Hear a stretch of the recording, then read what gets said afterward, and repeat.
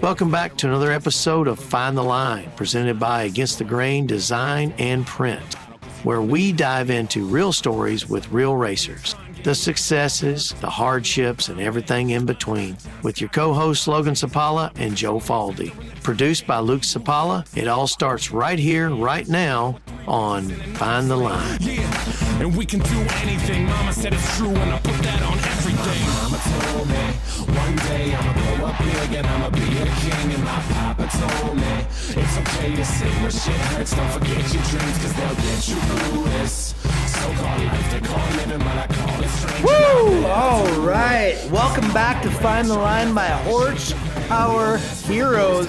Oh, this episode, it's all about the machine, and hell yeah, back on some main quests. Let's go. We're going to sneak in a little talk about a fun little freaking race in Iowa that I got a chance to go to, and dang it, I want to see where the hell's the 914 been? Farmers of America has been pulling his ass all over. We got to see where he's been. He's been going to some of the cool places.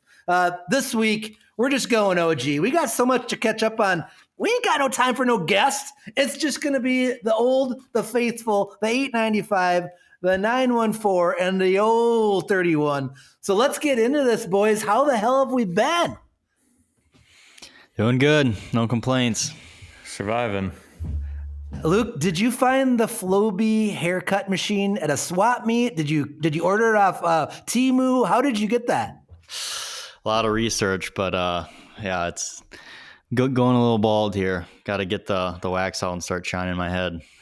I mean, were you just like one clipper for the mustache and like, oh, what the hell with it? We'll just go fours all over? Or how'd that go? Well, Morgan was supposed to remember what number. I guess you have numbers for razors when you're cutting your hair, and I thought it was a 2. I think it was definitely a 3 or 4 the last time. So now this is long compared to what it was. Like you could see my whole scalp, so it was not good. The worst part is friends from Madison, I sent them a picture of my head, and I said that I had lice, and just kind of left it at that and forgot, figured they knew I was kidding. I went down to their wedding, and they literally asked me about it when I got down there and thought I had it. So it goes to tell them what they think about me and my hygiene. Oh, that's funny. That's too good. Well, I just got to note there is lice in the Ellsworth school system, so you probably weren't far off basis there. Yeah, I'm Luke's the one spreading it. Well, I mean, you try, but you just can't not look good, Luke. You got that style, right? I mean, you could glue a pixie stick to your head, you'd still look good. It's all right. I don't know. This might be my worst style. I got way too big of a head to be doing this. No, looking good. 895, how have you been? You finally crawled out of your hole, I see. Yeah. I don't have many complaints right now. At least finally got to ride and race dirt bike, and pretty crazy Ironman weekend. Oh man! So yeah, super last minute, but could only get the excitement out of mowing the lawn finally wore off, and I had to do something different. Well, we're gonna break down all those details later. We're gonna make you hang on. We're gonna circle back. The caught your chain segment. I mean, put the kids away because I got so many F-bombs. We're in trouble. Like we might get a warning back from Spotify on this one, but that's gonna be later on. Joel's upset. Yeah, I'm wound tight. Oh man, yikes! I don't like when people try to tear my sport apart, but we'll get to that later. But boys, I got to go on a little side quest. Well, probably a main quest for where I'm at in my life right now. But we've all been there. I think Luke, you've been there, Anamosa, Iowa. Have you competed there? I actually haven't been. No. What? Okay, all right. Well, I know Logan's been there and done very well. Yep. I haven't been there in over 10 years. I don't think it was since I was there last time. And man, really fun for people that don't know. Really fun little hill climb. It's in Anamosa, Iowa. It's right on the banks of this cute little river in town. It's actually, what's that museum, Logan? It's like the North American Motorcycle Museum. I think it was just JMP Cycles before, but maybe it's different now. It's a really cool, I haven't been there. Kirk got to go in there and he said the museum's just killer. It's a cool museum there. I know it was on the edge of making it not. It might be not there, but it's a cool little town. Motorcycle Museum. All right. Thank you. But really neat. This year, 75 years, they've been having hill climbs in Anamosa, Iowa. And man, it was really fun to go down there. Just some of the best people. Got obviously We know them. Dog and Chad Allphillish, just some of our best friends, got to race with them. The boys from Kansas hooked it up, Kirk and Adrian, and some other people from American Hillclimb sent it up, and just had a lot of fun racing. It's, I don't know if would you consider like a outlaw climb? Is that what you'd kind of call it, Logan? That's exactly what we call it.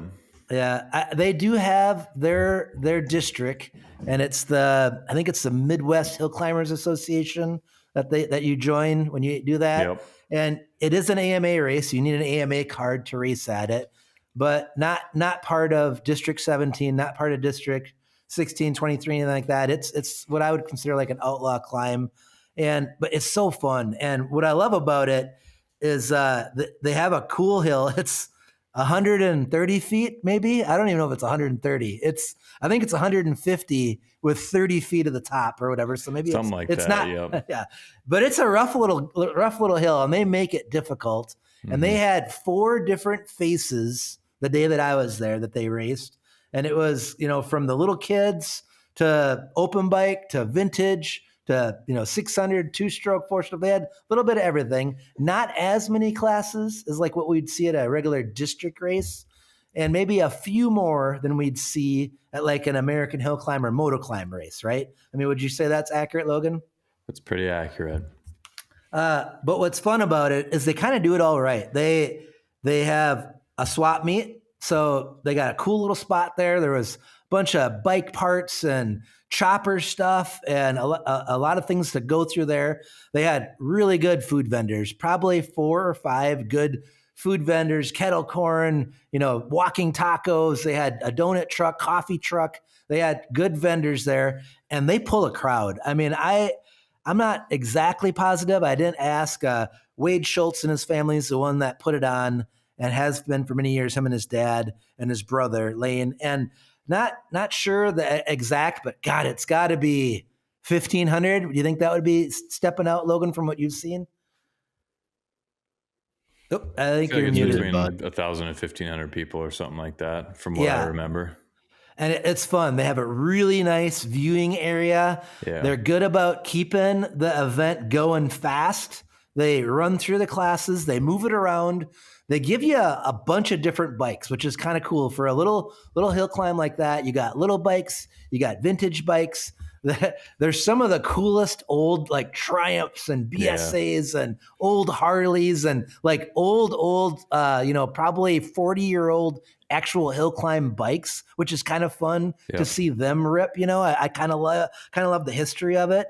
But damn, I just had so much fun, and it was. I tried to tell there's really nice ladies doing the sign up, and I was like, man, 75 years. These events don't go on for more than a year without volunteers, right? And there's a lot of people volunteering their time there to make it happen. I don't know if they missed a time all day, moving the timers for 4 different hills. Did a good job with that, getting times. They had fun hills. They were really fun. Logan, the far right hill, they like took a little blade off the bottom, right? And there was like a little, maybe like 1-inch little ledge, that at the end of it. And everybody is looking at him and Han. I'm like, dude, we're gonna freaking blast through that like nothing, And sure enough, a couple people went there, and there was a little one line, and I'll be damned. Me and old Snowflake just hit that line, which never happens. I never hit the line, just smoked one up through there, ended up getting a top 3 with it. Super excited, super fun. Nice. But it's one of those hills where it's like, it's either over in a second, positive or negative. Like you have no recovery time. You have to do everything just right. And so proud of Dogger. Dogger was just on a mission. He was sending it. The old blue KTM in the open class was unstoppable. It was just epic. But man, if you're ever in the area, they have one spring and fall. I'm not on the Facebook. Everybody else is. You can go to the Anamosa, Iowa. Do you know what their page is, Logan, by chance? I think it's just Anamosa Hillclimb. Anamosa Hillclimb, that'll work. I'm sure that'll get you close enough. But if you're ever in the area, I'd say if you're on a road bike, awesome destination ride. It's beautiful there in that part of Iowa. The riding down, a great spot to watch. You don't have to walk a lot. It's really awesome. But if you're a hill climber, go down there and try to huck one. See how fast you can go in 140 feet. Pretty epic just to try to send it out there. And Wade and his family, just awesome. And they even, for the 75th anniversary, if you didn't place in the class, they gave everybody $25 that road just to send them home with something, which was super nice. And, in those events, we want the promoter to make money, but it's really nice when they can pay some money out to the riders too. And I think Dogger won the Dash for Cash and ended up getting like $330. Freaking mint. That filled up his truck with diesel. That paid his entries. Thank you. Thank you for having those opportunities for Dogger. When he had a good day, it was a free day plus. He got to go home, buy a can of VP fuel, and pay for his whole day because of that. So that was awesome. Yeah. Yeah. I know when I was in college, it was the first time that I went there, and I was obviously scraping by. I had no money, and we just decided to go there on one of my weekends home, and it was enough to cover some entries and help build either a play bike that I was working on over the winter or help put a bunch of money towards my 500 that I was doing when I was converting it to aluminum frame. So very familiar with that. And we had some good trips there over the years, some unbelievable stories from just a short little hill like that. It was so fun. So many good memories. It's so kind of fun, like in what we do, because you think like hill climbing, it's all hill climbing, right? But what is it about frickin' Chad? Chad just dominates at that hill. He rides so freaking good. Yeah, he was beating American Hill Climb competitors at Anamosa. I don't know if he has like some sort of loyalty. Was he born in Iowa? Is he not telling us something? He could be. I mean, you were a mud duck. You were born in Minnesota and don't Iowa. Is Chad born in Iowa? Do you think that's what it is? It could be. I don't know, but that dude, him and his brother just send it down there. Yep. And that's what's kind of fun about our sport is there's all these different series, but also these different hills. And so glad that me and the wife got to go down. We got to go down the day before and go to Sauk and stay at Chad's place. And it was just awesome weekend. But thanks to Wade, his daughter Emily was at the gate taking money and everything. And the whole family was there. Just thanks to everybody for keeping that climb going for 75 years.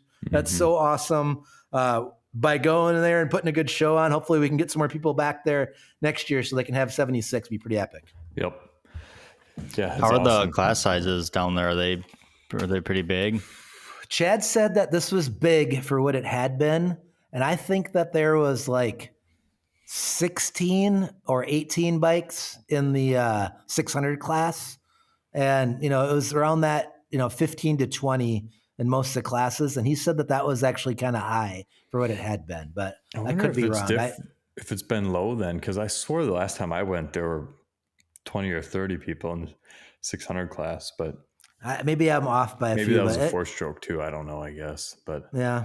I mean, the nice thing is we started at noon and we were done by like 4:30. Yeah, 5 pretty o'clock. close to what I remember. So it was sick. I was all loaded up and we were out of there and hit home. Not wasn't too late. It's about 4 hours from home. So I mean, I'm growing up doing all these different things and going out east, like that 4 to 5 hour show. That's how you get that crowd. Yeah, and it was kind of sad. Like at the very end, the Dash for Cash, nobody was there. The crowd was gone, and that kind of sucked. They lost the crowd with like one class to go. A lot of them were road bikes, and I think they just wanted to get out. It was a beautiful day. I think they just want to get out and ride. But they paid the gate. That's all it takes, Yeah. Luke, I think you need to go.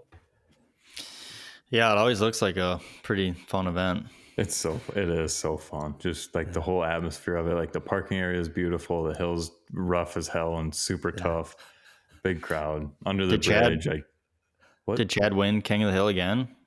Dogger won King of the Hill, and then Chad was right there. He I think he got third, and I think he got some money. I think they paid back the 3. It was either the second or third that he got, so he did really good. Kirk was there. Kirk rode good. Yep. What were your results? And did you ride the open bike down there too? Yep, I rode the 1190. I did not have a good ride, but I snuck a third place with the open bike. So that was just pure. I had a good bike, but I didn't have a good line. And then I got third in the 600, and then I rode 4-stroke, and I did not do well in that class. I don't think I was in the top half maybe or whatever.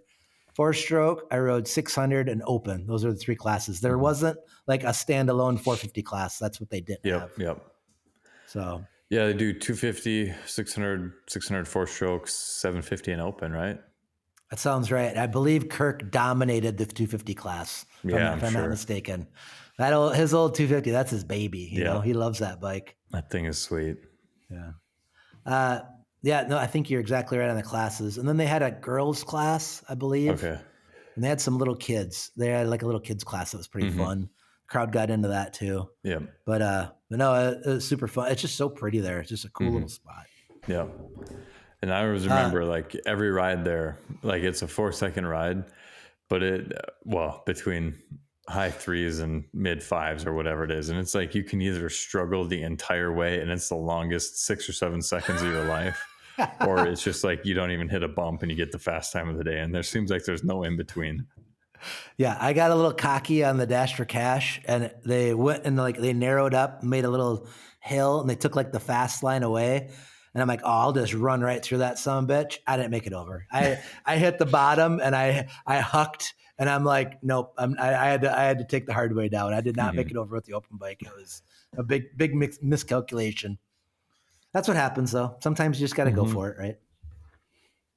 But you can't underestimate how rough that little hill can get. Like they purposely like go in there and shovel out little faces and stuff and make it so there really isn't like a flat line. But what I liked about it is I remember years past, a long time ago, the transition was very bad, like from the starting line to the hill. Yep. And they had actually a pretty good transition this year. So like you could get that little 10 foot of acceleration before you hit something. But then also I dumped the clutch on Snowflake and I wheelied out of the hole, which I was not expecting. Like there was like traction there, which I was not expecting that one bit. So that was kind of fun too, because I think you were the only one before that I'd ever seen actually lift a wheel out of that hole. And I then remember that it being was slippery when I was down there. So. That's when Keeler said, "What an asshole." You lifted that front wheel over that little ledge on the front, and I think Keeler's the one that called you an asshole when you did it. Sounds was about great. right. Was he there? Yep, he was there. Nice. He said that.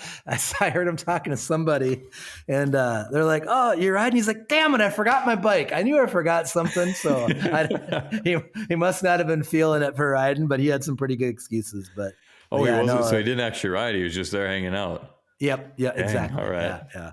Well, according to him, he just forgot his bike. He had all intentions maybe of that's riding, what but happened.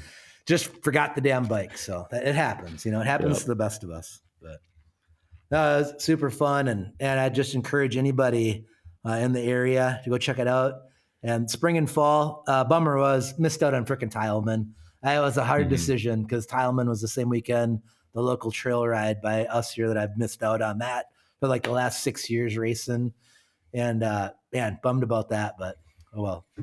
Luke, you didn't go to Tileman, did you? Or were you gone? Nope, I was gone that weekend. I don't remember where, but yeah, I missed that one. I went to the spring one though, and it was awesome. But cool. Also, one little thing I'll mention: Prior Lake Pit Bike Nationals was last weekend. Both you guys missed out on that, and it was probably one of the biggest events that I've been doing in a long time. Dean went all out for Prior Lake Pit Bike Nationals. The track was perfect. Our very own 100 photo ran the tiller. Had it all just chocolate cake. The track was just something else. And then I was lame as well. I did not make the main. I was not riding, and I had to leave early. But heard, as usual, Jason Braun got the whole shot. Well, not as usual but he got the whole shot. And I heard that there was a high level of carnage on the mains. I heard that Jason lost the back end, and somehow him and Nathan ended up in the lilac bush. Did you guys hear the same thing? Just from you, yeah. Okay, well, that's what I was told, is that Jason lost the back end right after the Dina pulled, and into the lilacs, him and Nathan, and then Jacob and Jay, I believe, or no, Jacob and Mackie battled, and Jacob's bike was barely running, but he held Mackie off for the win. So Prior Lake Pit Bike Nationals does not disappoint. No, I saw that's always good. I saw a clip of, I don't know, it must have been Jason, now that you say that he was there, but I think he was riding with Jay, and he was behind Jay, and he was trying to pass him, and it looked like he was ready to murder Jay. Like I was watching the video. I was like, this is not going to end well. And Jason just did not let off. But even better knowing that was Jason, because I couldn't figure out who it was, but he was railing, just went right around Jay like he was moving or not moving. Nathan, I don't know if it was some sort of an intimidation move, but he chose to ride in shorts. And I thought, of all the ballsy things at the Prior Lake Pit Bike Nationals, I don't know if that was to show dominance or arrogance or confidence. He was definitely asserting dominance with that move, knowing Nathan. He looked like he was like an Australian out there riding with everybody else. That's what he looked like. It was something to see. That's for sure. He's probably been working. Everybody that I don't care how fast you are, you're not going to catch me, so I don't need to worry about protective gear. He's probably just been working his calves and he wanted to show them off. It was kind of weird like that. That's also likely. The shaved legs and probably calf day the last couple. Were the legs shaved, Joel? I can neither confirm nor deny. Okay? They're always shaved. All I can say is if there's some way that I could spend my weekends with Jacob and Carissa and Nathan and that whole crew and Aaron and all them, I would probably be about 165 pounds and just straight up muscle. Because Jacob ran a 10K woods loop at the Frontenac park that morning. Then the whole family, all of them, I don't know, they must operate on zero sleep. He had all the boys, him and Chris are up there. Then they're racing that. It's like, damn, I've never had that much energy. I'm so he's pretty inspiring to me as a dad. Like that guy just gets after it. That's him and Carissa. They do so good. It's pretty amazing. Yeah, it's been crazy just to see like all their stuff on Strava lately. It's like they are getting after it. Yeah, good for you guys. It's really really fun to watch. And oh man, Jack and Charlie had the little P-dubs. And they get there and they're those two little boys. I mean, if they don't put a smile on your face, we can't be friends. Those two little kids are so awesome. They get out there and start ripping laps. And after the Dina Pult, there was a little uphill double, right? And they were hell bent to make it on those PWs. And they'd come around there, bah, and they'd hit the jump, clack. And it's just like crack every time, crack. And Chris is like, oh, I either need to start drinking or get away. I can't watch this. Chris was just like, I can't watch this. I can't watch it. And I was like, they'll be fine. They'll be fine. And they were just going, and they'd have to wave them off the track. Get out. You can't be here. You got to take a break. Oh, it was funny. They were just going and going.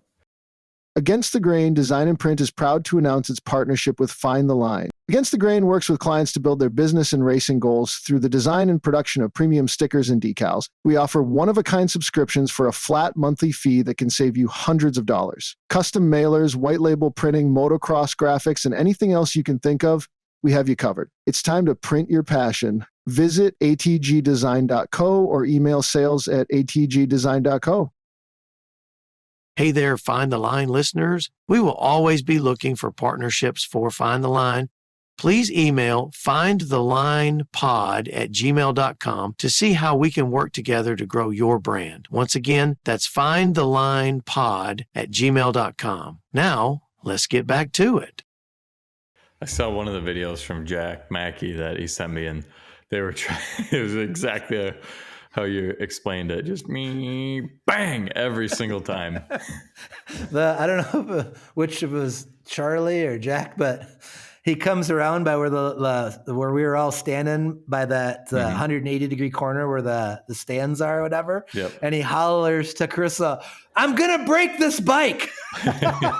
And he didn't stop as he's making the turn. I'm going to break this bike. And just took right up going. I guess they wanted to bring their gases, but they said it was too much. So that's why they had to bring them back. So, it was fun. But thanks to Dean, 20th year of the Prior Lake Pit Bike Nationals. And you guys obviously have a big history there. Your dad, your whole family for that matter. Dean had a whole bunch of pictures up of past events and all the people, former competitors, really cool. And just a fun group of people.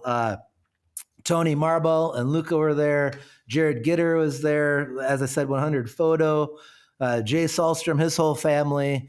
It was just a heck of a showing. It was really fun to see all the people riding. It was really neat. It's good times. Yep. Yeah, I was bummed I missed it. I think Dean's mad at me because I texted him and told him I'm sorry, and he didn't respond, and I haven't heard from him yet. So He said he's gonna kill you. Yeah, I believe it. I guess I brought that one on myself. Yeah. Another thing, Luke, dude, like, where have you been? Like, we've been talking, and you've been traveling for Farms of America. How many places have you been, obviously, but where have you been? Where's the show been taking you, or where have you been? Yeah, it's been the last couple months, been hitting it hard, trying to get most of the episodes shot before the year. So we did 3 straight, from Maine, Illinois, Louisiana, back to Illinois. Then Washington was the last one. And wow. Yeah, it's been a pretty good run. It was a peach farm, hops farm, alligator farm, pig farm. So I mean, kind of wild blueberry farm. So just trying to get a little bit of everything. I think season 2 is going to be even better than season 1, hopefully. You're setting your sights. Season 1 was epic. You guys did such a good job. If people are in a hole and don't know, we're talking about the show that Luke edits, produces. I don't know what your actual title is, Luke. I don't know. Is it Grand Poobah, or what is your title? No, just camera operator and editor/writer. Wow. I mean, you do a lot, but it's really cool. The stories that you guys have found about the families and the businesses in the country and how they've carved out their own way, whether it's from, I mean, you taught me the difference from a grass-fed beef and a regular, and I grew up on a freaking beef farm, right? Like, it's cool, like, what people have, when they put like the science and the time and all the effort into these different things. Like, I had no idea that crayfish or crawdads or whatever could grow in rice fields, right? Like, it's so cool, the stuff that you guys are finding. It's got to be kind of infectious for you, like all the learning that you do, right? Yeah, I think that's the coolest part, because at the core, I mean, they're farms, but they're really just successful businesses. And you get to meet, like, for me, I'm constantly with the people, like, for basically, that 40 to 50 hours, getting their life story and getting all of their little, pieces of advice or like stuff that they've learned along the way. And they're sharing that to me. So it's like, selfishly, it's like really sweet for me too. Cause I've learned so much from, whether it's about like running a business or, talking with people or life in general. That's probably for sure, like the coolest part, and learning just how different people think. And, there's not one way to do something. 2 people can have 2 very different ways of doing it, but both can become successful. So yeah, it's definitely pretty cool. It's just crazy to see how many different ways people farm and how they make money. Like, it was just, each episode was just crazy to me how, they find a way, they're barely getting by, and then they find another way to make more money off of what they're selling. And I don't know, it was pretty interesting. Mm-hmm. And they're mostly, a lot of them are families, and we all know how difficult it is to communicate within a family, right? And then you add money and business to that. And when you see these people that you're talking to, you can tell, like, there's tough times, right? I mean, we all have them, but it's really cool. I mean, it seems like every episode, one of the characters is to tears because they have that realization as to what they've done, right? Mm-hmm. Like, nobody just sits and talks about themselves.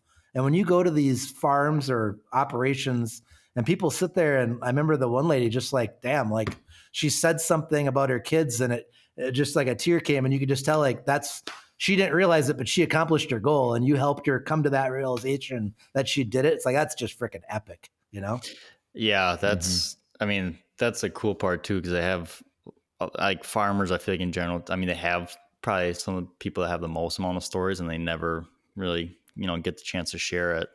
And now when they actually get asked about it and they like talk about it, it just like feels like so many emotions. Cause it was weird when we were getting into season 2 filming, like we ran into this thing where it's like, now people are actually like watching the episodes and know what the show is. All last season they didn't really have, we had the pilot to show them, but now they're actually watching it on TV. And I think 2 guys were like, I don't get how you get people to cry. Like, that's not going to happen here. Like, it's no emotion. And then like literally just in tears, like bawling in their interview. Well, yeah. Hell yeah. So that part's kind of like, it's pretty funny just seeing, I think, when people actually realize that they have, what they've been through and get a chance to reflect on literally what they've been doing their whole damn life. It's kind of cool to be a part of that and to listen to it. And, like I grew up on a farm, but we're from Ellsworth, and Ellsworth's a farming community. Every one of us was on a farm, had farmer friends, lifted a hay bale, had been around it. Like when people that live in the city wouldn't know it, but people that have been around it, farming isn't a job, it's a lifestyle, right? 7 days a week, never turns off. I mean, just go all the time, right? And it's like, that's where you see like the effort that these people are putting in, and they don't stray away from that. And I thought it's been really good in your show, like how you've got into like the what, where, how, of the farm and how it operates, and where people have reached out and like brought their children back and gave them opportunity. And then, as adults, they're like, I want to do that for my kids and stuff. And it's been just so freaking cool. And I just, even like the one in Wisconsin here where the dude was making liquors, the distillery or whatever, and how he brought his son in, and you could just tell like that dad wanted his son to be a part of it. And if he didn't want to grow it, he could make, liquor out of it or whatever. And it's like, they found a way. It's like, it's so I just love what you guys are doing. And I just hope you the most success. And I actually saw it on a different channel. Did you guys release to it? Because it was on the Cowboy channel, right? But now I saw it on RF TV, I think it was. Yeah, so it's on it's on 2 channels. So it started off on Cowboy channel, and then there's some issues where Mike wanted to, the executive producer wanted to, not have it solely on Cowboy channel. So then reached out to RFD. So yeah, it's fully on, two channels, and RFD is actually, I think it can get a lot of crap, but I mean, its ratings are pretty good. Like it's more than, MTV, I think, and Fox Sports 2 or Fox Sports 1. I mean, it's a lot of people watch it, so it's definitely pretty cool that it's on there. It's, and I know you've heard it from other people, but Luke, you are doing such a fucking good job, dude. It is so cool. Your drone shooting is unbelievable, and the copy that you've been writing is so good, and how you've been explaining it. Like my mom and dad have asked me 3 times to tell you how good it is. They'll watch an episode and they'll call me to tell you to make sure, tell Luke this or that. And they can't wait. They think, and their whole life has been about farming. I mean, you're really touching a lot of people. And I'm so happy for you, Luke, because I really feel like you found something. It's cool watching it. Yeah, I mean, I thank you for that, and hopefully it keeps going for 10 more seasons, and we get to keep learning, going all of these different farms. And yeah, it's been pretty cool. I mean, just like that, the alligator farm too was like absolutely insane. Just, even realizing that that's a thing. There's so many things you can do that you just don't think about, that's, some people might not even consider farming, but there's so much opportunity in America if you want to, work hard and make something for yourself. So it's pretty cool. Alligator farm, did everybody either missing fingers or appendages, or how did that go? Yeah, so I actually got into it was a little bit of a sketchy ordeal. So I'm always kind of try to, basically be along with whatever they're doing, whether it's, always just shadowing them, and they're releasing gators into the wild, actually. So they go and not steal, it's through the DNR and everything, but they take wild eggs, bring them back to their farm, hatch them, raise them, and then release a percentage back into the wild. Oh, okay. So they're wrapping some up to get released, and they keep them in these big plastic tubs. And I was trying to get in close. They 2 guys run in there and they grab them and bandage them up and toss them to the next thing. And he kind of half jokingly asked if I want to get in there for a shot, and I was like, "Yeah, I'll get in there. Like, I don't care." I got waders and got in there with. I think when I was in there, they took out like half of them, so there's 25 gators in there still, and these are 4.5 to 5 footers, and they warned me about. Took me to an empty bin next door and like, watch out for these pegs because you can walk and you can trip on them and fall. And I was like, yeah, I got it. Get in there with my camera, take like 2 steps, hit like the side ramp of it. My foot slips down. I fall down. My hand goes into the water. I hold my camera up so that doesn't get wet. One of the guys grabs the back of my waders. They all start laughing because it was like literally, within 30 seconds of me getting in there, say I got it. And yeah, that was definitely pretty scary. But were they like, you from Chicago, boy, or what? Yeah, I thought they didn't think I was going to get in there, but I don't know. It was after stuff, riding dirt bikes, stuff like that doesn't never really seem that crazy. So I'm down for anything. I'm asking, begging you, don't go to no frickin' snake farm. Nobody wants to see snake farms. Okay. Hopefully not. Yeah. I don't know if I could do that one. Oh God, no good. Oh man. Well, cool, Luke. And we're going to check it out. So season 2, that's what you're working on right now then? Yeah, we're actually about halfway done of shooting season 2. And if it's the same schedule as last year, season 2 should be airing, early mid spring this year. Or next year. Cool. Same staff as season 1, or did you guys add, or how did that go? Pretty much the same. Yeah. Same staff, our same crew of 7. Wow. Jace, that's amazing that only 7 people. I can't believe it. That's the amount of work. I can't imagine how many hours you have into that. Yeah, definitely a lot, but it's for sure worth it. Very cool. Epic. Well, we're going to check back, but thanks for sharing, Luke. I just so dang proud of you. We got to talk about it more. But now, here we go. Frickin', we had no idea Main Quest was even an option.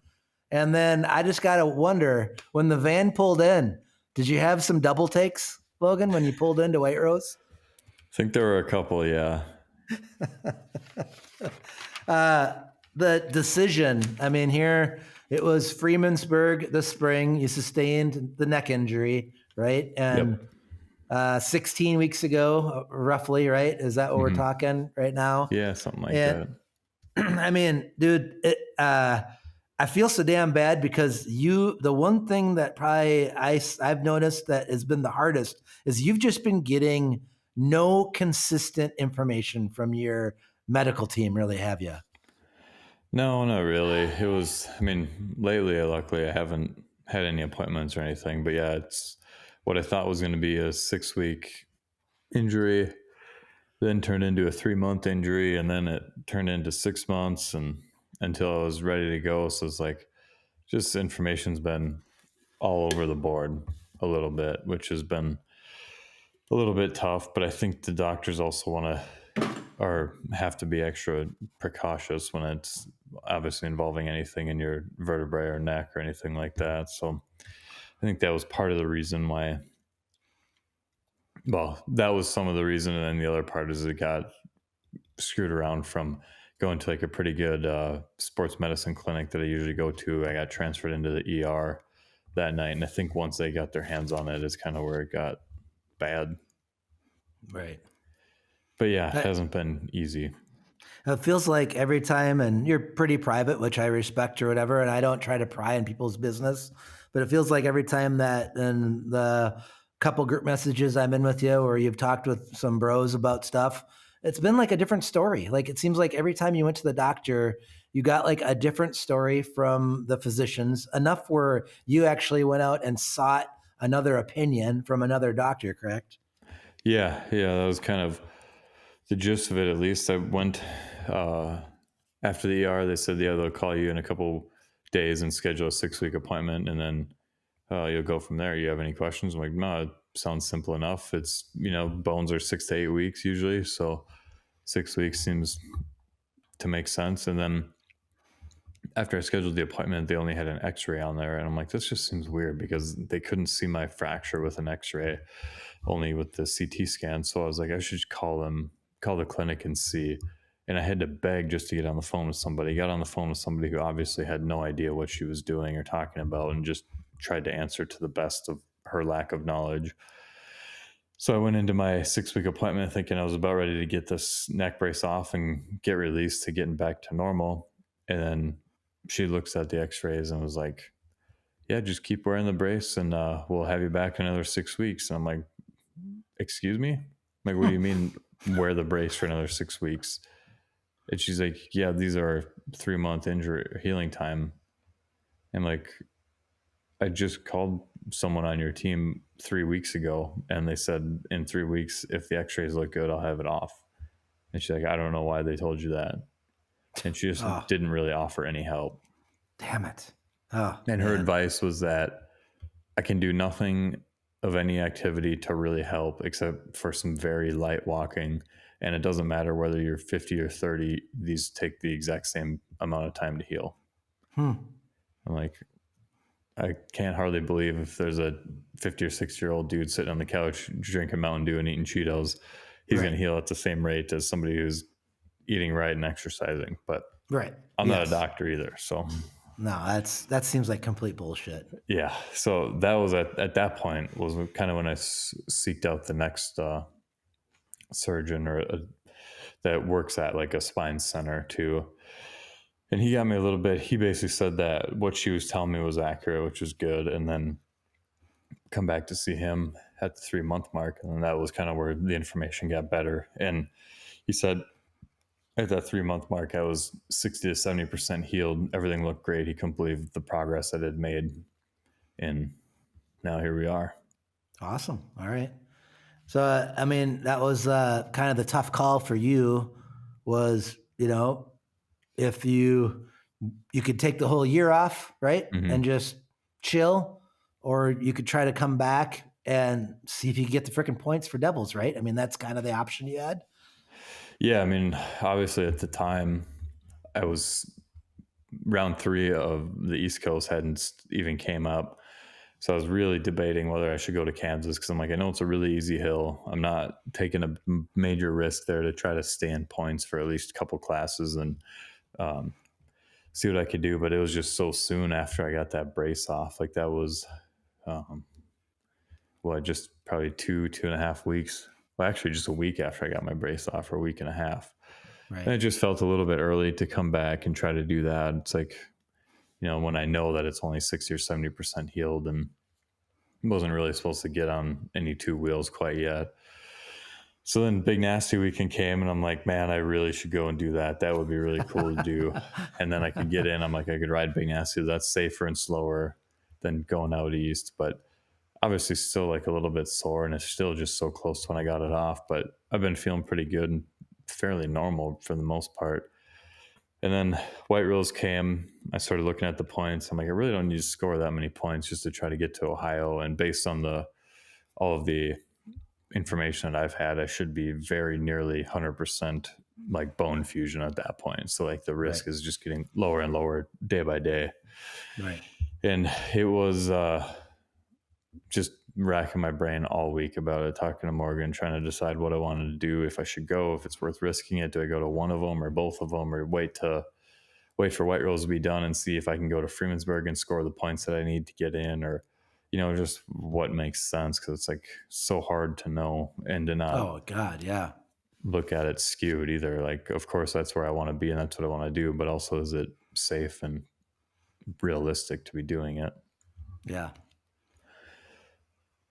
And that was, all that week. And then that Friday morning, I went to work, messed around for a little while, came home, and then I got home and I was just like, there's something telling me that I got to do this and have to load up and try to make my way to Ohio this fall. So loaded up at 11 and messed around for a little while, and then finally left around 3 p.m. on the night before the race.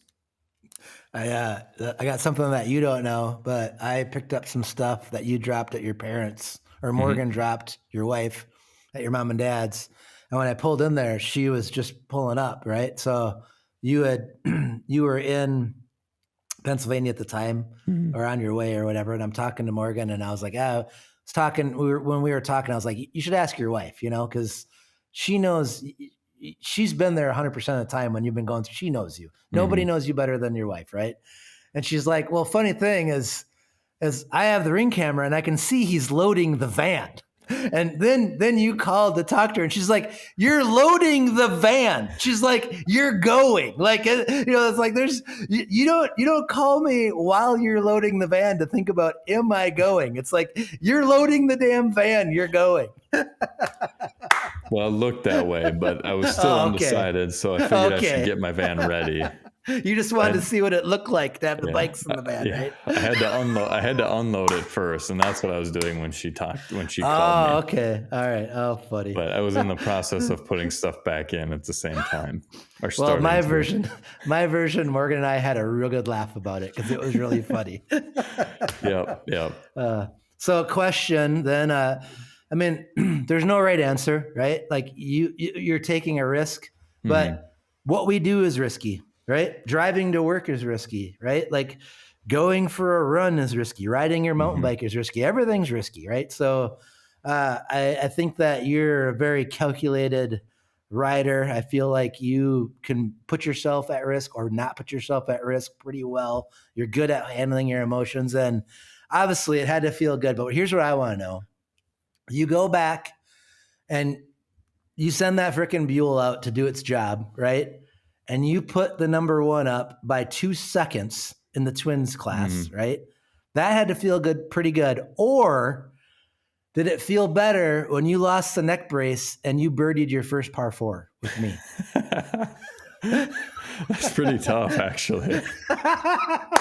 You believe your brother birdied a hole all by himself, Luke? Isn't that just amazing? Yeah, I don't know about that. I wouldn't have believed birdies, and they always happen when no one else seems to be around. I was there. I saw it. It was amazing. All by himself, birdied a hole. Pretty impressive. Yeah. No, that's a tough one because that twins ride really wasn't all that great or perfect. So that's okay. The funny part. But no, it felt good. I think probably better than that was actually that first 450 ride because I was a third one on the hill. And you know how it is there. It's always a mud hole at the start. And then it's rough as hell. There's grass everywhere. You have no idea what you're going to see. You have no idea how the jump's going to work, nothing. And I was just like staring at the hill. Nobody had jumped the double and definitely not done it successfully. I guess there was only 2 people ahead of me. And I'm just like, oh my God, what do we do here? And I'm just like, well, I saw somebody have not a great hole shot and go for the double, and they were pretty close. So we'll just wing it and see what we can do. And it was actually really annoying because I dug a hole where I wanted to go, like at a little bit of an angle pointed from where the hole shot was longer up to where the lip was bigger and the landing was smaller. And 2 people went in front of me and went straight. It's like they put their rear right where I groomed it and when they went straight. So I had to like cut their rut out. And I'm like, my front tire is out of the rut. My rear tire is in it. I'm like, God, I hope this goes straight. But luckily it was soft enough that it did. And I like overshot the double actually, where in the spring, the 450s were like barely getting over and just laid down what I thought was a pretty much perfect ride at the time. And obviously it was only good enough for third, but that was like so rewarding and nothing hurt when I got done. And I'm like, all right, we're back and I'm safe. That's awesome, man. That's where you belong. You belong on a hill. That's where your feel good status is. The hill itself from the spring, because we're talking White Rose, Jefferson, Pennsylvania. This was the night race for the American Hillclimb East. This spring, they reworked that hill the day of the race, wasn't it? Or the day before? Day before. Yep. And I remember in the spring, not happy because the hill just didn't have a chance to settle in. Having that hill kind of settle in and be set, was it better or worse? What were the conditions like of White Rose last weekend? Yeah, it was crazy. Like the spring, like you said, it was so soft, and then that jump up top got really big, and there were just huge ruts in it, and that's always scary when you're going at a hill fast like you are there. Right. So that was a little bit tough, but this fall was way better because they basically just cleaned up that road up top and pushed some dirt over the very top of the hill. So the jump was pretty mellow. Nice. And it was actually packed in and had some grass growing on it. So there weren't any sketchy ruts or anything. You know, there's a couple ruts here and there, but it was significantly safer and better than it was in the spring. And then the center was still all grass, which was crazy because we don't see that real often. Usually there's like at least some amount of dirt in there. Right. But it was almost all grass, and it was really hard packed. But it was like also still didn't get good traction with a rubber tire and got better traction with a paddle. So it was kind of it was really weird dirt there. And then the bottom kind of goes the same way. Like it was soft in the spring and had really deep, weird, super crazy ruts through all of it. And then this fall, it was still pretty rough, but the lip was held up significantly better. Okay, cool. Wow. But yeah, it was fun. I liked it. I've heard a few complaints both ways on what people think of it the new way, but it's also treated me well. So of course I'm going to be a little bit biased that way. Right. My question, I haven't got the chance to ride that yet, that setup.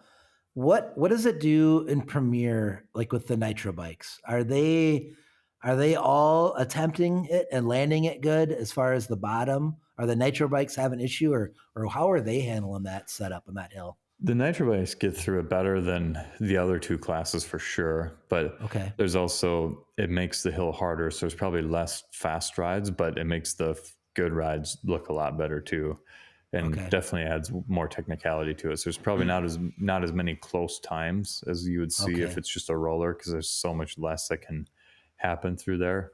Right. But it makes the good rides look really impressive, which is cool. I mean, that's especially the night race there, like my experiences with it.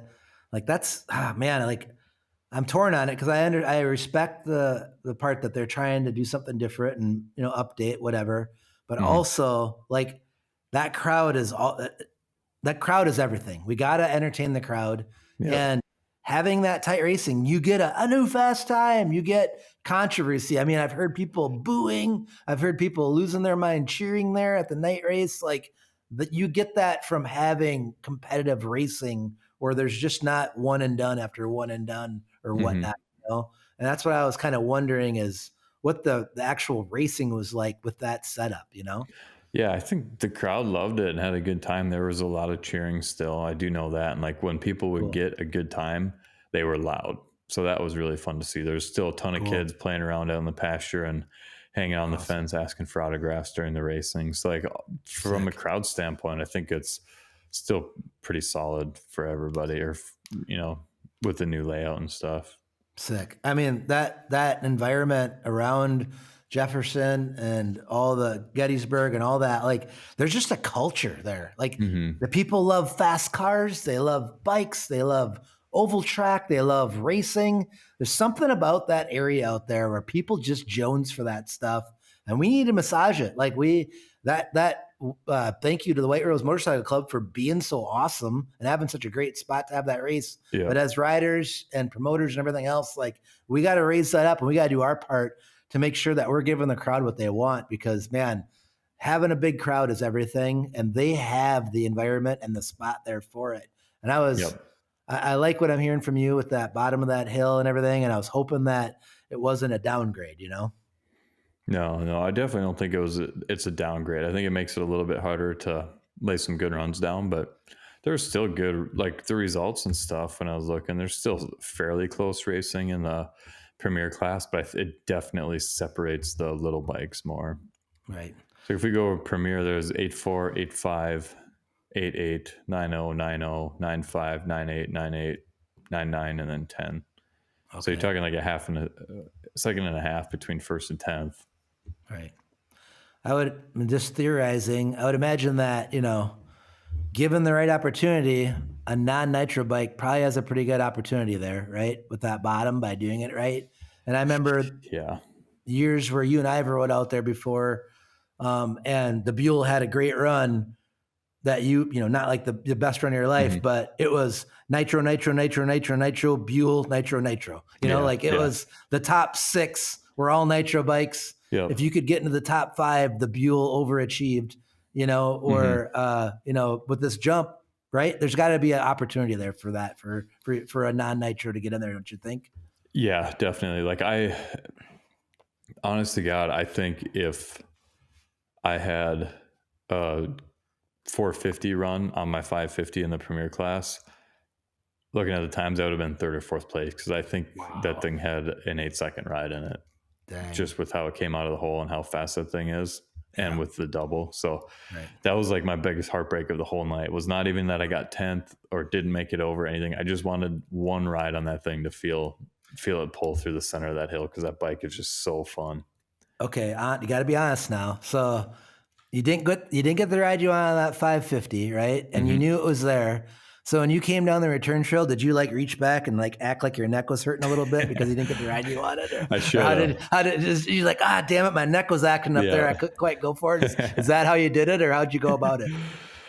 No, I No? just Okay, all right. went back to the van with my tail between my legs. Okay, all right. I would have paid $200 for one more run at that hill, even if they had to DQ it. No, man. You know what? I want Phil to come back just to try the bottom. I wonder how the Triumph would do that. You know, the Triumph would just dominate that. Oh, yeah. God, I would think so. Phil. I miss Phil.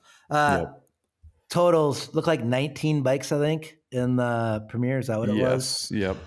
A little bummed about that. Be nice to have 25 or better in the Premier class.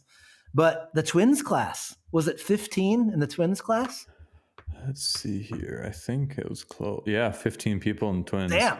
That's it's really growing. good. I mean, my heydays, we're out there, we're talking 9 to 11 Twins bikes, you know, so we're growing in the Twins class. So that's awesome. Now that it's been well seated, you know, what do you think the crowd thinks of that class out east, the Twins class? I still think they like it. I think, like, obviously at this race, it was probably a little bit disappointing just because the racing wasn't great with it. I mean, it was, you know, I had a 9-second run, third through fourth had 11 seconds, and everything after that was over 12 seconds. So that part is a little bit of a bummer, I think. But that was just, I'm not really sure why that was, if it was just the way that the hill broke down or if it was the rubber tires and people not being able to put the power to the ground as well as they should, or what. Okay. So I still think it's a good class versus having like a nitro class again. Have you heard anything about Fowlers? I've been so bummed, but have you heard anything about them? Or have they even attempted to make it to a race, or they were building that freaking Ducati, and damn it, did I want to see that thing ride? Yeah, I heard John talking about them a little bit, and it just kind of sounds like, I mean, from what I interpret is they've just lost a little bit of interest and are busy with other life things, and maybe we'll come back and do it part-time here and there, but I don't know if they have a whole lot of plans on returning full-time right now, unfortunately. You know, hey, I'm sending this message out to Fowlers. Before you let them bikes get all dusty, could you come to the Brick Mine? Could you come to Bay City? Just go from Kentucky, bring her in the Midwest. We'll give you the cheese, right? Like, I think you guys would have so much fun next summer. Come to the Midwest. We'll have a good old time. Be good times. I miss those guys. Yeah. Definitely a bummer. Yeah. But down a little bit on riders. The crowd, how do you think the crowd was? The crowd was better than the one in May, and I know the May purse was really good for me. Sweet. And good. I mean, the fall purse was good too. It just doesn't help when you get 10th in Premier, so I don't really have a good comparison there. But no. I have no complaints with any of that. Awesome. Well, man, did they sell out of fish sandwiches? I don't know if they sold out, but they sold a lot. There was a long line, and I heard that I feel like I heard there was an announcement that they were getting close. Ooh, okay. And 50-50 pot. Did you hear it? Did you hear a number? I did not. I was busy at the time. Oh, man. Luke, have you ever bought a 50-50 ticket before? Once and no more after that. What happened? Do you remember? One ticket away from winning, I don't even know what it was, probably $2,500 at Billings, and was going to buy a couple more tickets and then save my money for a Baskin Robbins ice cream. And the tickets were all in ascending order. And of course, the last one I bought was I think it was 22, 23, the last two digits. And the one that won was a 24. So it's not, damn that ice cream. Yeah.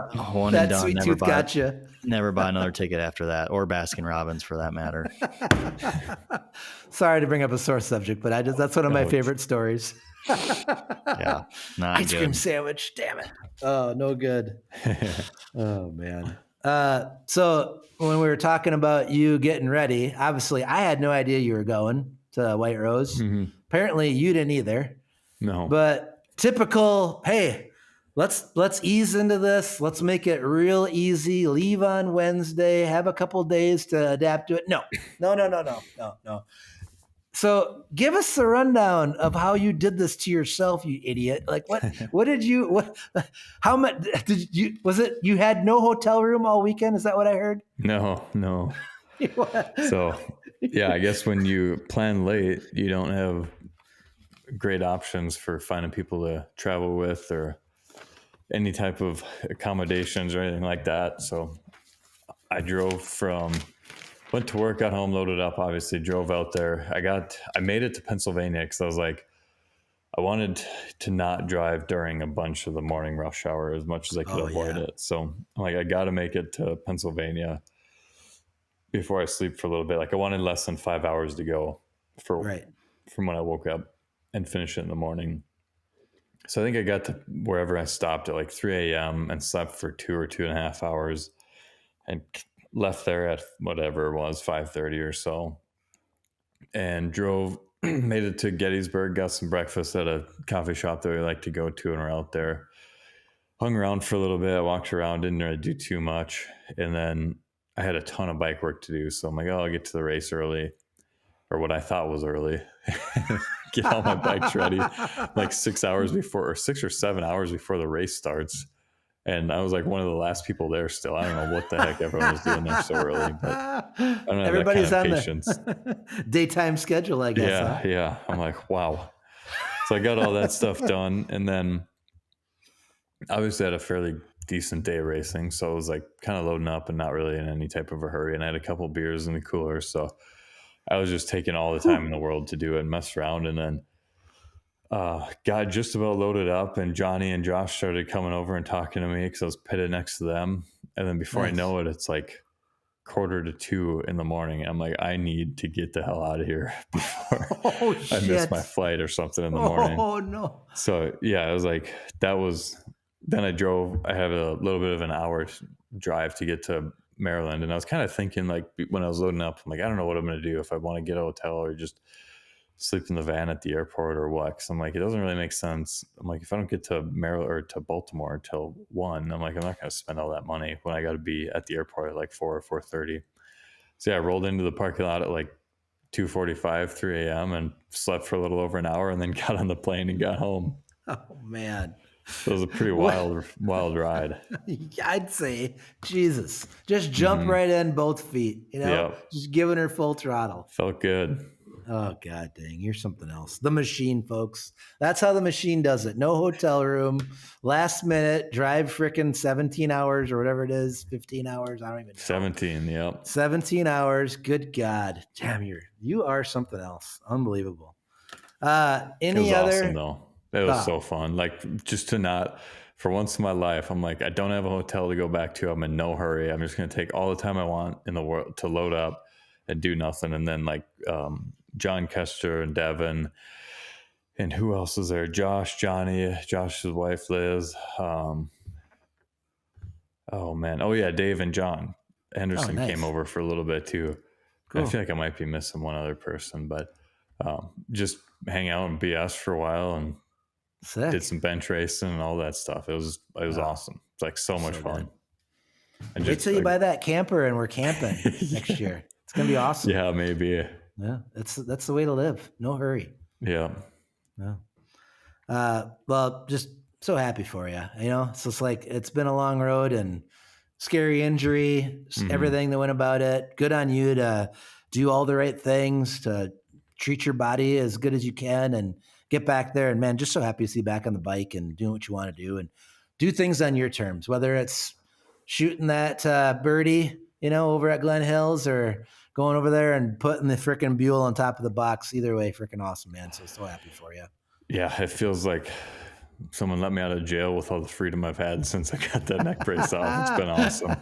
It's like it was a pretty good wake up call that way. Just a good reminder of like how awesome, how much fun it is to be able to just be at a race. It was actually the one time in a long time that I didn't really have any expectation or care how I did going into it. It was way less pressure and just so much fun to just be back and race. And it's like I just wanted to ride well and do well and enjoy the time. And it was great. Right. Well, that, and like when you're hurt, like The last injury I had was probably my arm or whatever, or it's like I couldn't button my pants, right?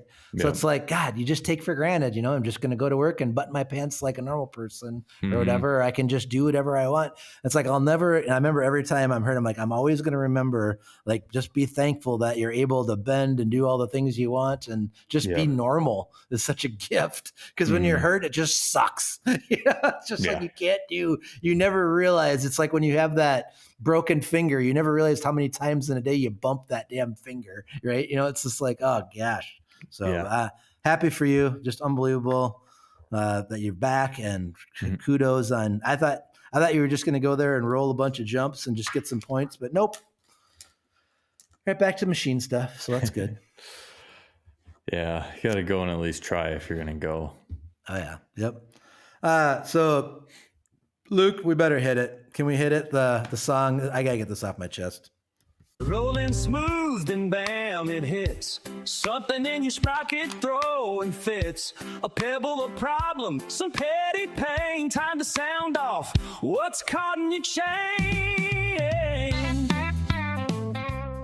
Oh, put the kids away. It's going to get a little blue here. So going to be hard for me to get real negative after I just got done telling these positive, uplifting stories from my buds here.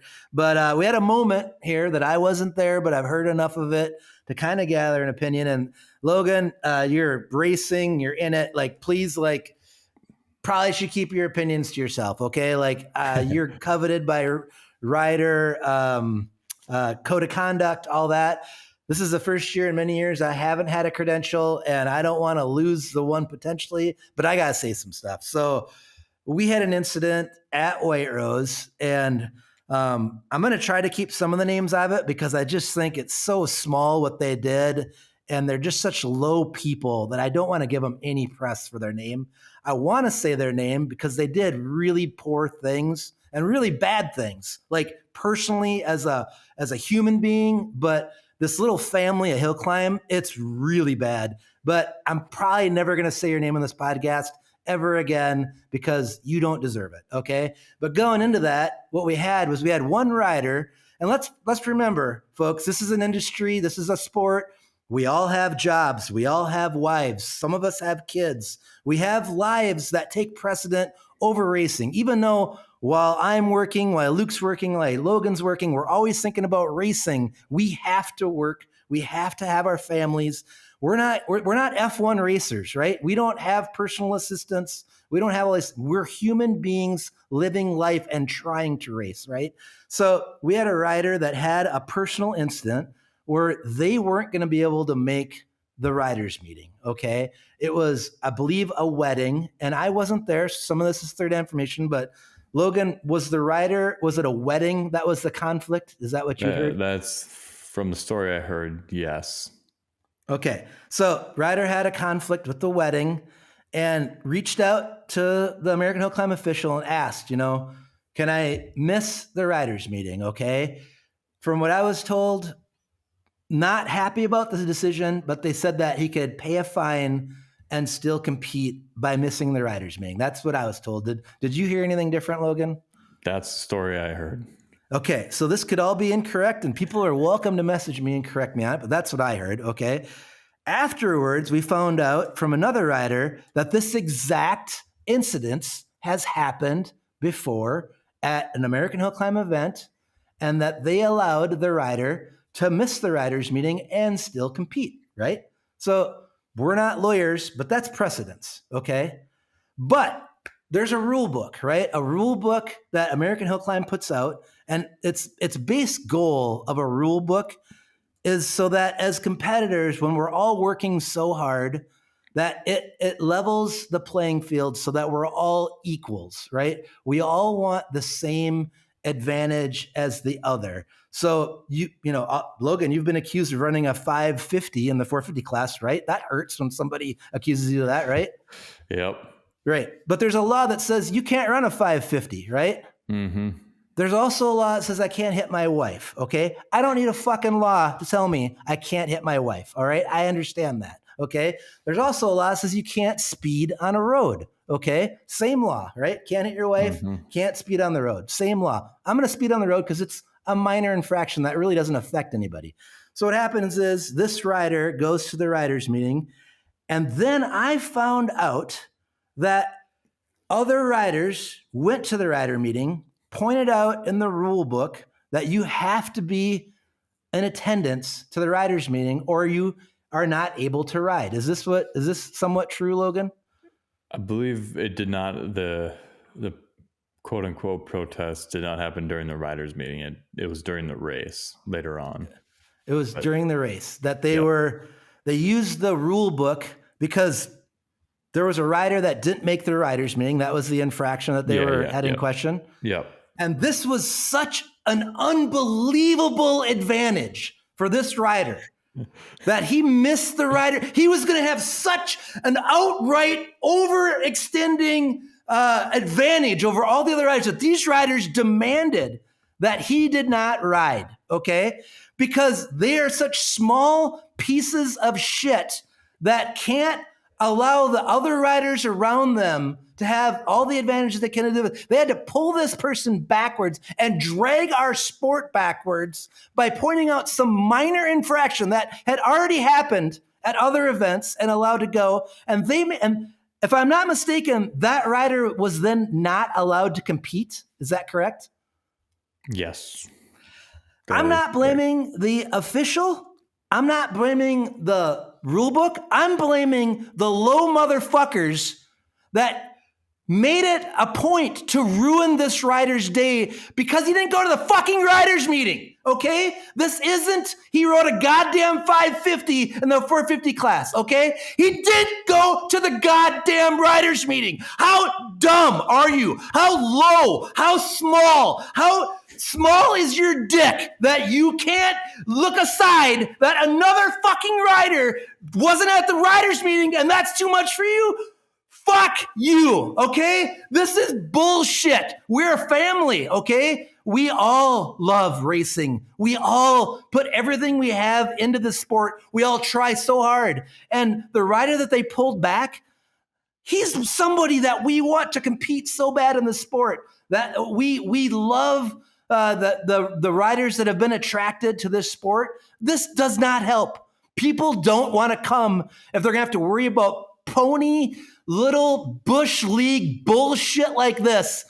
This isn't going to draw the people we want. You are destroying what we're working so fucking hard at here by being so petty and so little. I'm so disappointed in the fact that it happened. I wish that I could have been there and had the conscience to know when it was going on to say something. And I understand that you can't, and that you are worried about speaking out because you could lose your own advantage or your own opportunity. But please, whatever, just think about what you're doing. Does this person have an advantage by doing this? Do they? No.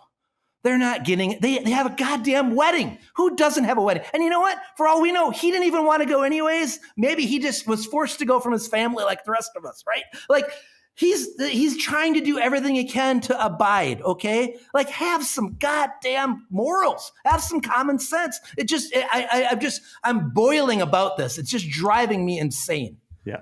And, any one of us that had a local hill climb to us on a Saturday night who were in a wedding would ask for the exact same thing from the AMA to be able to do it, right? Do you think anybody wouldn't? If Bay City was going on Saturday night and I was in a wedding Saturday night, I would probably try to leave for an hour. I would do the exact same thing that they did to try to be able to race. Can I be there the very minimum amount of time? Yes, I'll pay the fine. Yes, I'll pay twice the entries if that's what you need to make me do. Anybody and any single person there that's battling for points would ask for the same thing from the official. Right. That's what gets me going. But it's not an advantage. That's what just gets me. No, it's like not. Yeah, exactly. And I just yes. And what these people, they're so ignorant to the fact when they hear this, they'll message me and they'll be like, "It's in the rule book." I agree. It's in the rule book. Mm-hmm. You don't have to fucking point it out. And they asked and penalties were dealt, right? Do you want me to read through the rule book? Show me your fucking insurance card. Let me go make sure that it's current. You want me to check that? Yeah, I don't think so. No one gives a fuck, right? Like all these rules, like how critical do we want to get, right? There's rider conduct. You want me to page through every comment you've ever made and highlight one, print it out like a little pony ass and go to the AMA about every little thing? No, we all, this is hill climbing, right? Like go put the fastest fucking time on the clock and be proud of it, right? That's our sport. That's our sport. You don't have to ruin somebody's day to make yours better. That's the opposite of our sport. That's not how we function. And I messaged Ryan and I just said, I heard, bits and pieces. And I said, dude, like, I am embarrassed that these people consider themselves hill climbers because that's not how hill climbers operate.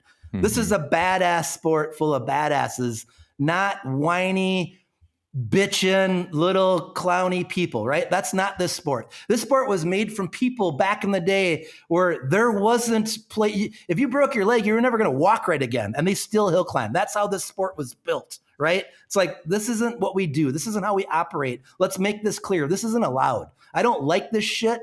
I don't want to be a part of it, but more so like, don't be like that. We want to race with all of you at the same odds. Let's support each other. Let's not tear each other down for bullshit reasons. Okay. Sorry, boys. Did I even let any guys offer if you had something caught in your chain? Damn it. So did this person actually, because I have no idea what you guys are talking about, but they actually travel to the hill climb and everything? Like they were there and they just had to sit and like, did they come from a long ways away? Like the rider or not? No, they're from Maryland. So, yeah, it was Ryan Rasa. Oh, it was okay. Yeah. I didn't catch that. But no, he literally showed up in his wedding outfit, put gear on, wasn't allowed to ride, took the gear off, and went back to the wedding outfit, and then left. That was all I saw of it. I see. Okay. So, yeah, that was somehow I missed all of the action on this, and I don't know. I saw one question and that was all. And I didn't hear or see a word outside of that all night from it. And I'm half thankful I didn't. It's probably good that you didn't. I mean, honestly, like it would have ruined my whole weekend if I would have been a part of it. It's just like, but all that being said, people are going to be mad at me, whatever. I don't care, whatever. What I'm saying is lift your fellow competitors. We don't have a lot to. Do you really want to damage somebody from their attitude about racing with you that much? I mean, maybe there's beef with them. I don't even know, and I don't care. Just don't do that shit, and don't put it on Rob. That's what I'm saying. It's not Rob. It's the riders. We can self-regulate ourselves, right? Like Rob's there for when something actually substantial happens. Okay. Yeah. And thank God there isn't most times, but that's why he's there. He ain't there for this petty shit, right? Like, this is just stupid that he's even got to be involved in something as petty as the freaking riders meeting. Oh, man. Sorry. Sorry, boys. Disappointing ordeal all the way around because, I mean, it also wrecked Ryan's season. So who knows if he's going to do the last round now and still try to qualify for Ohio, or if he's just going to say F it, or, he had a decent season going and had a good amount of points after the first 3 rounds, and now he's got zeros across the board and has to try to qualify only on 4 races, which he obviously will be able to if he chooses to go this to Freemansburg. But man, I hope he does, and I hope that he gets the loudest cheers when he throws that Yamaha over the top and people get behind him, because that they're good people, and it doesn't matter if they're good or bad people. I don't even care about that. It's the point that you don't. Whether they're your worst enemy or your best friend, right? Like, I don't give a shit about that so much. It's just that don't pull your other rider backwards. When you do that, we all go backwards, right? You got to push them all forward, okay? Like, this doesn't help anybody when you're just pulling everybody backwards like that. I just hate that shit. Yeah. Oh, man, sorry. Whew. No good. No, it's disappointing. Yeah. Anything in your chain, Luke? No, I don't think I can't top that. Well, I'm not looking for a topper. I just, dog shit in your lawn, or I don't know, anything, whatever. I did have, this is a small one, but just airport people in general. I mean, I could have one for every episode, but this one it's so bad. Was a new best. I've never seen anything like it in my life before. So, when you go through security and you stand through that machine, spread your arms and legs, and and then you walk out, and there's usually a guy there that'll pat you down, and you kind of leave through like these 2 ribbons, like a little aisle, and then you get out to wait for your bags. Let me get Luke. You're not supposed to spread your cheeks and bend over there. That's the problem. I learned that last year. Thought you were, but there's a couple standing probably 2 feet off of, where you walk out of the ribbons. Let's just say they're 2 very wide people hugging, just like a long hugging right in there. So I literally had to sidestep, like suck in and squeeze around them and go walk up and wait for my bag. And I turn around and they're still just hugging, like just embracing, just sitting there at the end. And the security eventually had to tell them to get going. Like, wow, I could not believe it. But that one, there's every time you're in an airport, you see stupid stuff, but that I just could not believe. And they're just sitting there. I was like, I could not think of a situation in my life where I'd ever do that. Right. Just how tone deaf are you that you can't? Everybody in the security line. Right. When people are trying to get by you to get their stuff, and they're just sitting there hugging. I can see, like, if they're going to get, one of them's going to get taken away, maybe, or something. They might have, I don't know. It might have been happening. Oh God. Wow. Yeah. You've been getting a lot of airport people this year, huh? Yeah. Yeah. Yeah. It's a long list of stuff that just, I don't know. I don't get people between that and people talking on their speaker phones where the whole terminal can hear you. I don't get that either. I hate that. Is that like a thing, like, or if ladies have like makeup on, they don't want the phone up their ear or something? Or I can't figure out why some people talk on their speakerphone. It's always like business, like I feel like just like businessmen that think they're hot shit. It's always that. Usually they're in a suit and just on speaker and just yapping, just so annoying, loud as hell. Cannot stand it. I just wish I was like Kramer, where you could just walk up and be like, "Did you want the 9-inch dildo or the 10-inch dildo?" Or like.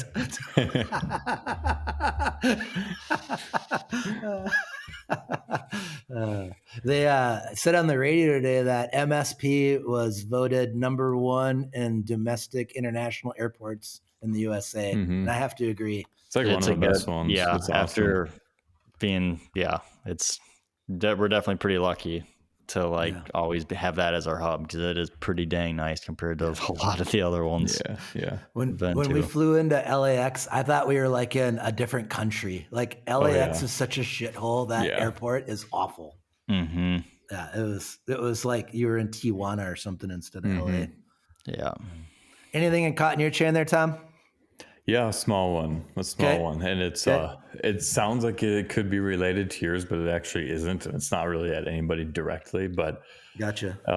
Just a lot of like the complaining and negative comments in and around, just maybe not AMA East in general, but just kind of the series. Like there's a lot of Hill complaints, a lot of Rob complaints, a lot of complaints about the social media that I saw, or even in person or whatever.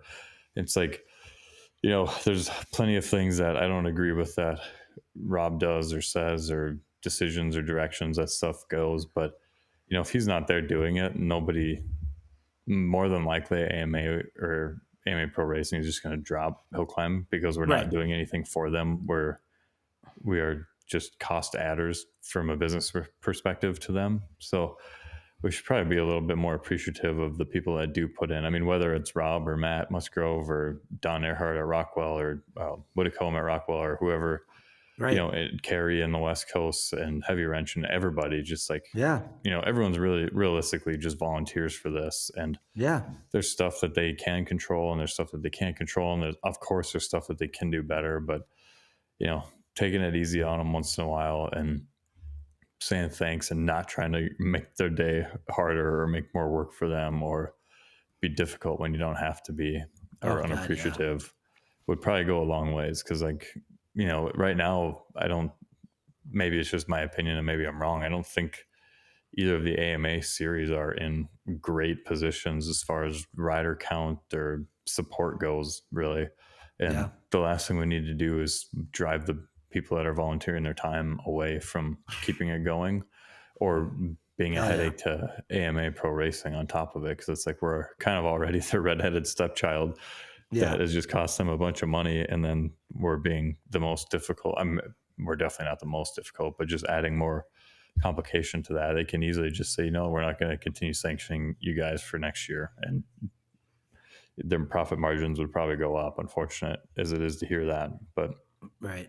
and it's not like there was one thing that I heard but it's like everyone, the riders, the promoters, and the sanctioning body needs to work together for this stuff to keep growing and improving. And it's been a tough year on top of it without the social media help that we've had in the past. And Oh man, yeah. we don't need to keep adding and piling on to the issues that are here and making everything harder for people. So Yeah. just try to say thanks and put a smile on your face before complaining if possible, because the people that have promoted see it and understand it. But if you haven't, it always seems a little bit easier than it actually is.